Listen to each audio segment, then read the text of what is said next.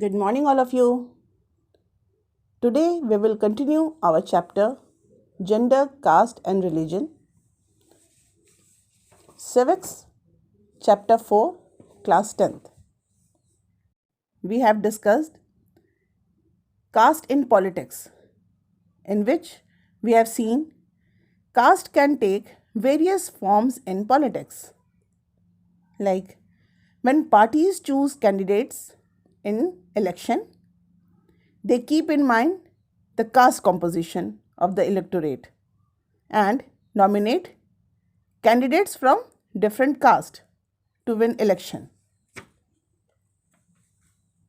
Then we have seen in election, political parties and candidates in election make appeals to caste sentiments to seek their support.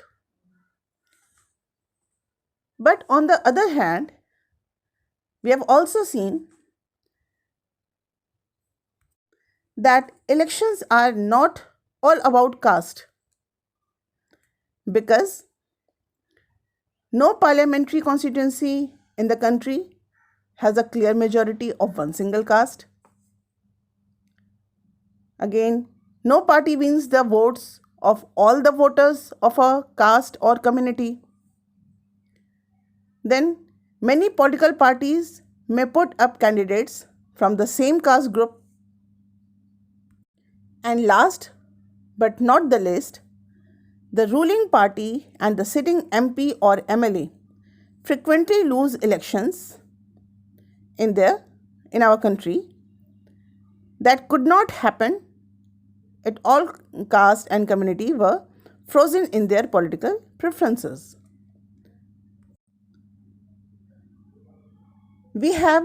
So far we have looked at what caste does to politics.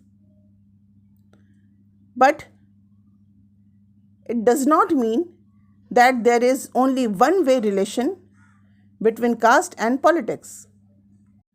Not only caste influence politics, but politics too influence the caste system and caste identities by bringing them into the political arena.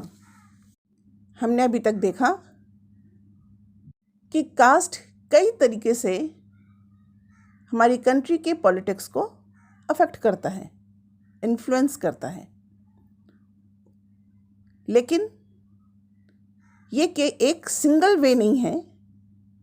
Cast अगर politics को influence करता है तो politics भी कहीं ना कहीं cast को इन्फ्लुएंस करती है.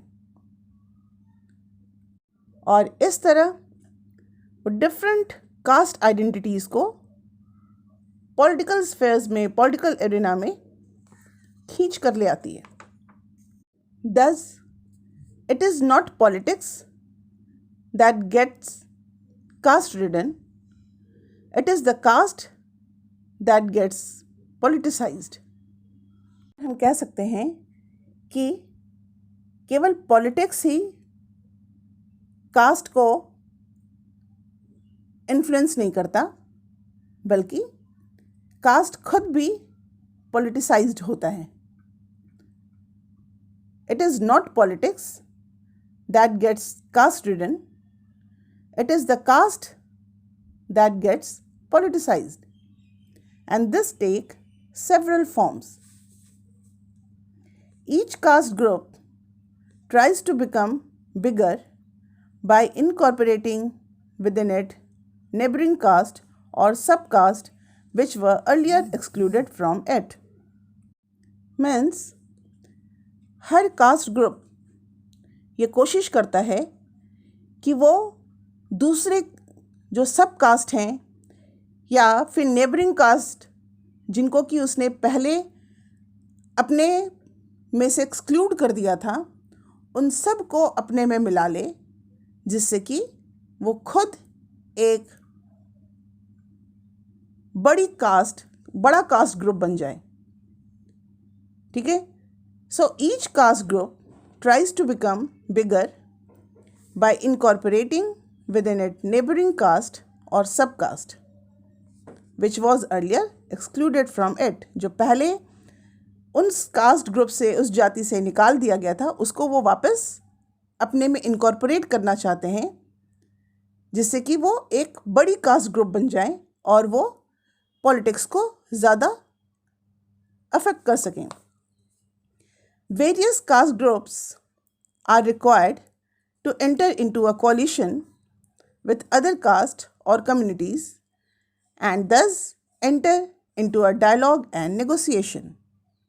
कई बार बहुत सारे जो कास्ट ग्रुप्स हैं वो अपना एक कोलिशन बना लेते हैं, अपना एक गठबंधन बना लेते हैं, एक साथ मिल जाते हैं, जिससे कि वो किसी गवर्नमेंट के साथ किसी डायलॉग या नेगोशिएशन कर सकें, क्योंकि छोटी पार्टीज़ तो जल्दी उनकी बात गवर्नमेंट तक नहीं पहुंच पाती और इसलिए ये छोटी पार्टीज़ जो हैं वो पॉलिटिक्स को अफेक्ट करने के लिए, गवर्नमेंट को इन्फ्लुएंस करने के लिए कई बार ये छोटी पार्टीज़ कोलिशन फॉर्म करती हैं, जिससे कि वो डायलॉग और नेगोशिएशन कर सकें. New kinds of caste group have come up in the political arena like backward and forward caste group. Recent time में बहुत सारे न्यू कास्ट ग्रुप भी पॉलिटिकल एरिना में देखने को मिलते हैं, जो कि बैकवर्ड के नाम से या फॉरवर्ड कास्ट ग्रुप के नाम से जाने जाते हैं और वो पॉलिटिक्स को बहुत ज़्यादा अफेक्ट करते हैं. Thus, caste play different kinds of role in politics. इस तरह से कास्ट डिफरेंट रोल प्ले करता है पॉलिटिक्स में. In some situation expression of caste differences in politics gives many disadvantaged communities the shape to demand their share of power. कुछ situation में जो cast differences हैं वो बहुत सारे डिसएडवांटेज भी लाते हैं इन कम्युनिटीज़ में. और किस तरह का डिसएडवांटेज? कि वो अपना डिमांड, पावर शेयरिंग में जो उनका डिमांड है वो उसको नहीं रख पाते. In some situations expression of caste differences in politics gives many disadvantaged communities the space to demand their share of power. In this sense, caste politics has helped people from Dalit and OBC caste to gain better access to decision making. और कई बार कई situation में जो disadvantage communities हैं, जिनको कि lower caste हम कहते हैं, वो कई बार अपने डिमांड को, पॉलिटिक्स में अपने पार्टिसिपेशन को कई बार एक्सप्रेस करती हैं. In this sense caste politics has helped people from Dalit and OBC caste to gain better access to decision making.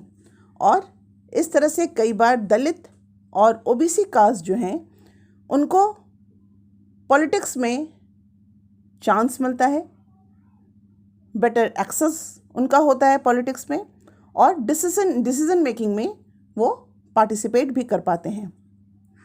Several political and non political organisations have been demanding and agitating for an end to discrimination against particular caste, for more dignity and more access to land, resources and opportunities. इस तरह से several political और non political organisations जो हैं वो इन caste groups के साथ जो डिस्क्रिमिनेशन होता है उसको ख़त्म करने के लिए का डिमांड करते हैं और उसके लिए एजुटेशन भी करती हैं, जिससे कि इन कास्ट ग्रुप को डिग्निटी फुल लाइफ मिले, लैंड में ज़्यादा से ज़्यादा एक्सेस हो और रिसोर्सेज को यूज़ करने की अपॉर्चुनिटीज़ भी उनको इक्वली मिल सके. At the same time, exclusive attention to caste can produce negative result as well. और कई बार कास्ट पर एक्सक्लूसिव अटेंशन होने से इसका नेगेटिव रिजल्ट भी आता है, as in the case of religion. Politics based on caste identity alone is not very healthy in a democracy.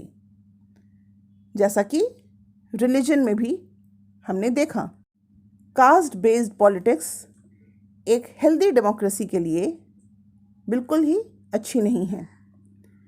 It can divert attention from other pressing issues like poverty, development and corruption. In some cases, caste division leads to tension, conflict, and even violence. In this chapter, Gender, Caste and Religion, we have seen the social division based on gender, religion, and caste, and its impact on our politics. Now this is the end of your chapter. Hope you have understood and enjoyed the chapter. Thank you and have a nice day.